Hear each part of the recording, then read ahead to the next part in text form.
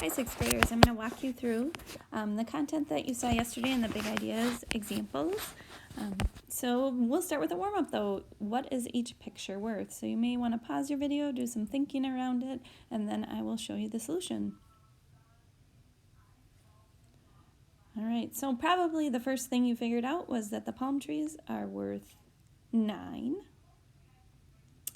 The next picture you may have solved for would be the flip-flops. They are 18. And then the next picture you may have solved for would be the chair, possibly. That's 4. And then that leaves the sailboat as 3. So your essential question for lesson 10.1 is, in an experiment, how can you determine the number of possible results? An experiment is an investigation or a procedure that has varying results. Flipping a coin, rolling a number cube, and spinning a spinner are all examples of experiments. So here I have an experiment for you to try. You're going to flip a penny 20 times. When you flip, or any coin that you want, it doesn't have to be a penny, there are 2 possible results when you flip. You're going to flip 20 times and you're going to think, how many heads will you flip? Write down your prediction. That's here. How many times do you think you're going to get heads? And then flip your penny or other coin 20 times. If you don't have a coin available to you in Chapter 10 module, there is a link called Just Flip a Coin. Or if you'd rather flip online a coin, you can go to that link. Do a quick experiment. Think about how close was your guess once you get your results. Pause your video to do your experiment.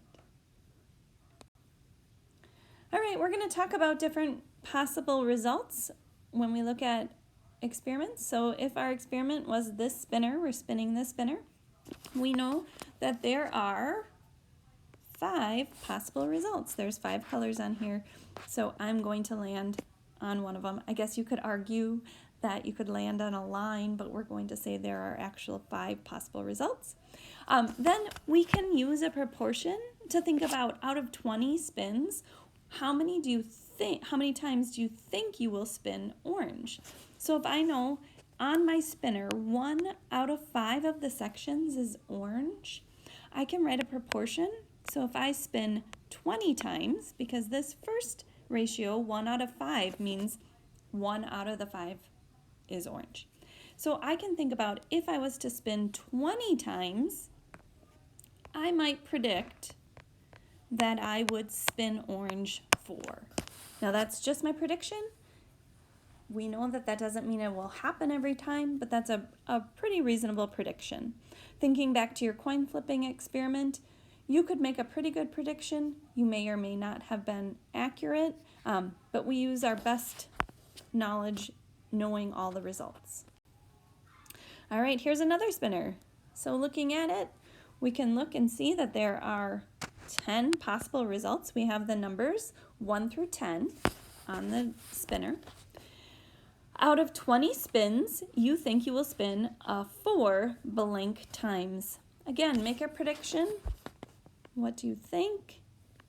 We're not going to actually conduct this experiment, but my best guess would be, I know on the spinner 1 section out of the 10 has a 4 on it. So I'm going to write a proportion, so that means if I have 20 spins, I might predict that I would spin 2 4s. I could spin more, I could spin less. That's just my prediction. Then when I look down at these questions, do you have a better chance of spinning an even number or a multiple of 4? On my board, here are my even numbers, 2, 4, 6, 8, 10. So on the board, there are 5 out of 10 that are even, or half the numbers. Then if I look at my multiples of 4, that would be 4 and 8. So on the board, there are 2 out of 10 that are multiples of 4, or 1/5. So I would say I have a better chance of spinning an even number. Question B says, do you have a better chance of spinning an even or an odd number? Well, we know that half the numbers are even. based on question A. And that would mean the other half are odd. So they really have an equal chance of even or odd occurring on this spinner. Some key ideas for today.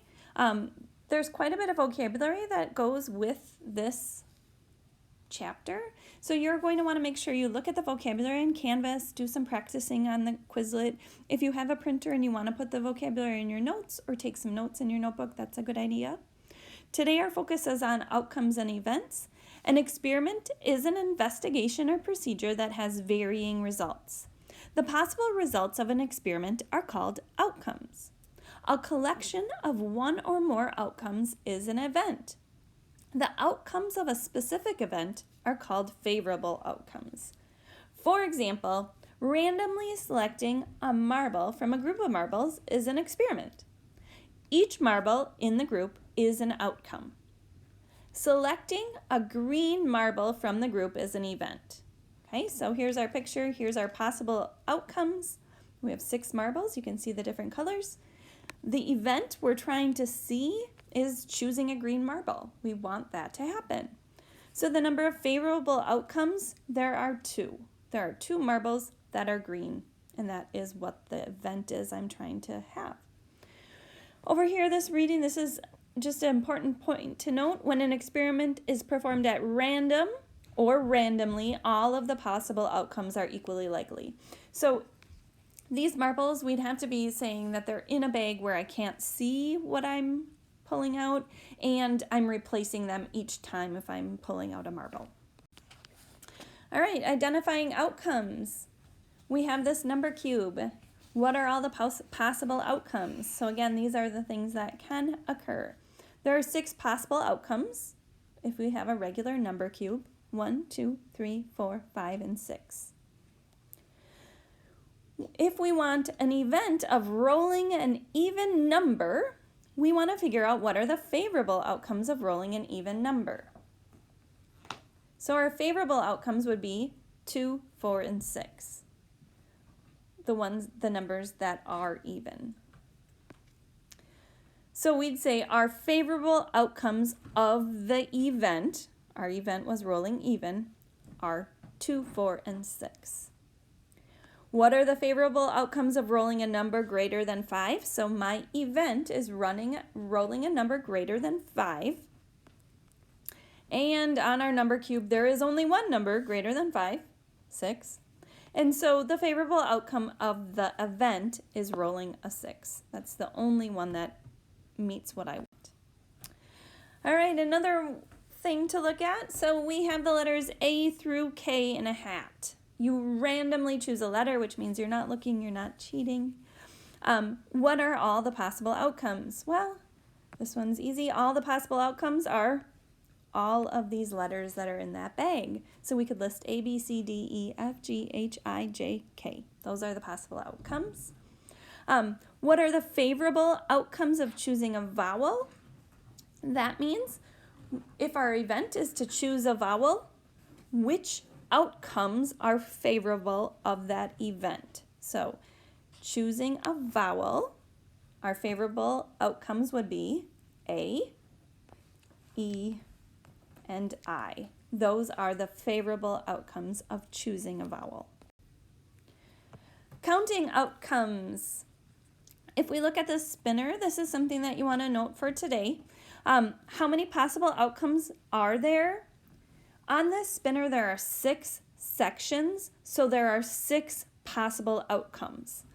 I understand that you can look at it and see that there are 4 colors, but there are actually 6 equal sections, and so we say there are 6 possible outcomes. In how many ways can spinning red occur? The spinner has 3 red sections, so spinning red, that event, can occur in 3 ways. There are 3 sections that are red. Question C, in how many ways can spinning not purple, let's see my purple, occur? Okay, so spinning not purple, and what are the favorable outcomes of spinning not purple? When we look at the spinner has 5 sections that are not purple. So spinning not purple can occur in 5 ways. Okay. The favorable outcomes of the event of not purple are red, red, red, green, and blue. Notice that we had to list red 3 times because there are 3 red sections. Each of those is a possible outcome. All right, marbles. We have this group of marbles. So imagine they're in a bag. You can't see them. You randomly choose a marble. How many possible outcomes are there? When we look at this, we would list the colors for all of the outcomes. So I can pick blue, that's this one, green, this one, yellow, red, blue again, yellow, yellow again, and purple. There are 8 marbles, so there are 8 possible outcomes. In how many ways can choosing blue occur? Well, 2, because there are 2 blue marbles. In how many ways can choosing not yellow occur? Well, we have 5 marbles that are not yellow. What are the favorable outcomes of choosing not yellow?